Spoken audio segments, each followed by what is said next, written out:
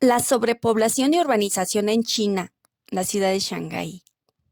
China tiene el 18.25% de habitantes del mundo y Shanghái tiene el 3.688 habitantes por kilómetro cuadrado. El 25% es extranjero y esta última es la segunda potencia económica de China. Hoy vive una crisis de sobrepoblación y urbanismo que demanda servicios básicos, recursos naturales, transporte, alimentos, entre otros, y es azotada por fenómenos naturales que impiden una vida digna. En el periodo de la primavera y otoño que duró del 722 al 481 a.C., la primera dinastía Xia la sustituye la familia Shang, y filósofos como Confucio se hallaban en el poder. En este periodo se origina la escritura con 3.000 símbolos que hoy es su idioma en China. Fue a partir del siglo XVIII que la migración masiva a China de India y a Shanghái buscaba mejores oportunidades de vida y salario. La oferta del bono demográfico impulsó el desarrollo industrial y agrícola con crecimiento económico, sobrepoblación y urbanización que hoy demanda recursos que son finitos y tienen una crisis por la pandemia COVID-19, ya que está en su quinta ola que amenaza a su población longeva y a su economía derivada de la política del hijo único. La ley del hijo único, derogada en 2016, afecta en la demanda del transporte y bloqueo de vialidades, falta de vivienda, alimentos y recursos naturales en la ciudad creciente, además de sequías prolongadas, entre otros, y desabastecen y ponen en deuda el comercio interno y externo reflejado en menos 0.63 de su PIB, y en Shanghái, que es la segunda ciudad económica de China, que agrava, de acuerdo a la ONU por la guerra de Ucrania, conforme a su sobrepoblación y urbanismo que vive.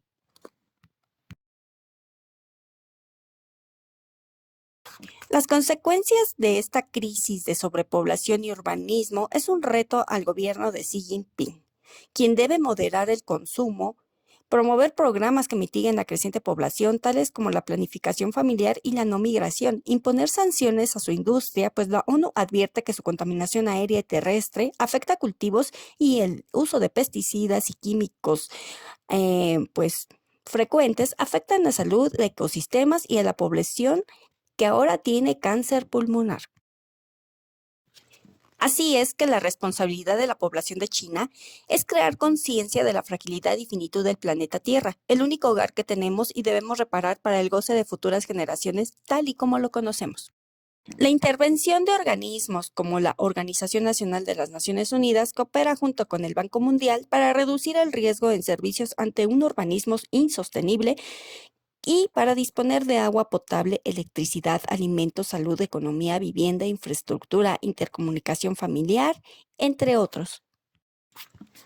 Las causas que causan la sobrepoblación y urbanización en China y Shanghái se deben a la migración, el desarrollo industrial y económico, empleos, disponibilidad de servicios básicos, atención médica especializada, dignificación de salud, vivienda, transporte, desarrollo tecnológico.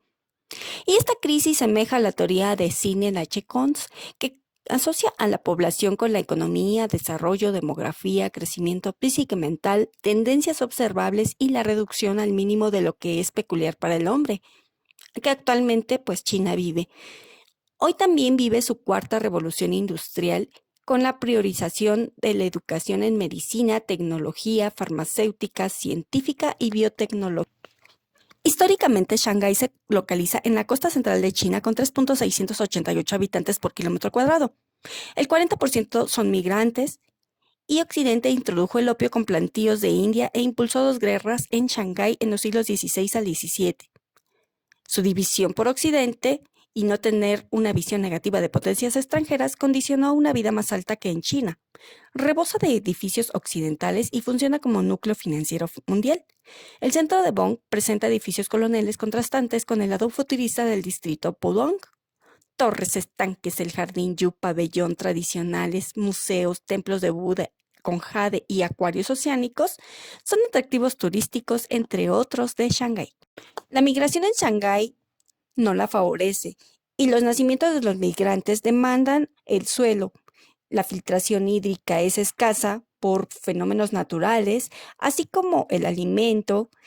Y por ello, la política de la Organización Integral de Migración, la OMI, los ayuda, coordina y apoya, además de reconocer la crisis de Shanghái generada por la India ante un creciente urbanismo y sobrepoblación que causa problemas de transporte, desempleo y desestabiliza en seguridad y prosperidad nacional. El consenso de Shanghái en avances tecnológicos permiten el monitoreo al medio ambiente, concientizan de riesgos y desastres naturales e instan a la protección climática y resiliencia comunitaria para reducir riesgos en la población. El Organismo Internacional de Migración derribó viviendas en Shanghái para modernizar espacios pequeños habitables y redistribuir a la población con el traslado industrial alrededor de la megaciudad con familias completas para facilitar y mitigar la afectación de urbanización y sobrepoblación. No surtió efecto porque la población longeva llevó a la crisis económica que impulsó la política de 2 hijos por familia el día de hoy y esto provoca crisis gubernamental e insolvencia de la gran mancha urbana.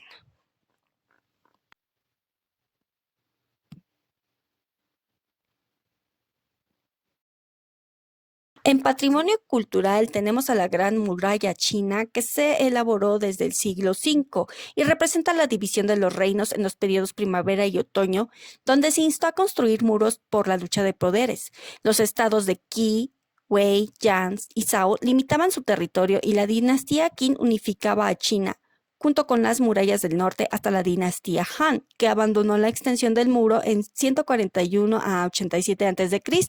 manteniendo tácticas defensivas diplomáticas. Y con Wu de Han, en 129 a.C., junto a los bárbaros, se construyeron murallas defensivas que a 1000 años y poco después mostraron signos de deterioro en los siglos del movadismo.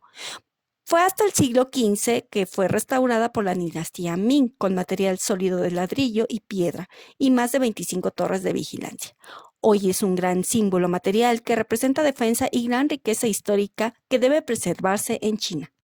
En patrimonio cultural inmaterial tenemos lo que es el idioma, que desde el siglo XIX al XX en la ciudad de Shanghái, donde se vive la sobrepoblación de las ciudades de Jiangsu, Zhejiang, que hablan el dialecto Gu y que utilizan el idioma mandarín en China, en el que se basa en el dialecto Suzhou Wu, que se habla en China también.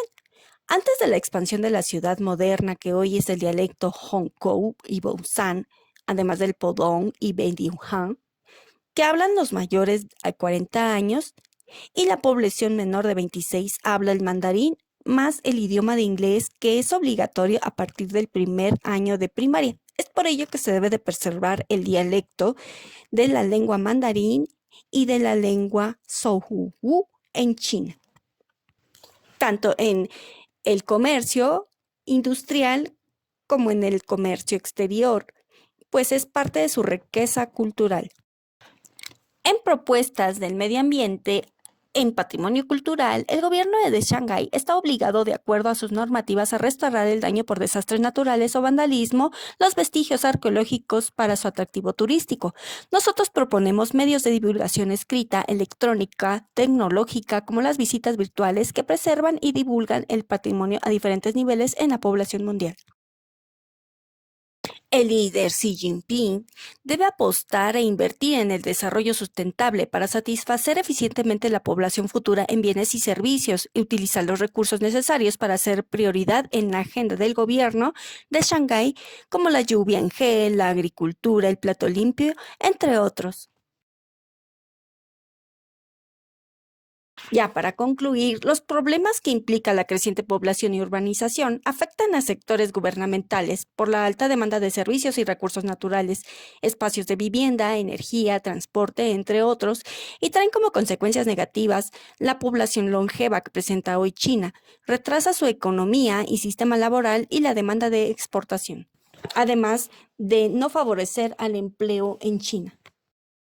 Por otro lado, Shanghái Debe de poner políticas a los migrantes que procuren mejores condiciones y prestaciones laborales, ya que el sistema Hoku propuesto en foros oficiales junto a académicos pone en primera instancia a la población nativa y en segunda a la migrante, que representa el 40%, y que de la cual depende su economía, privándolos del sistema de salud, educación y vivienda que violenta sus derechos de una vida digna y de esta manera mantiene su economía,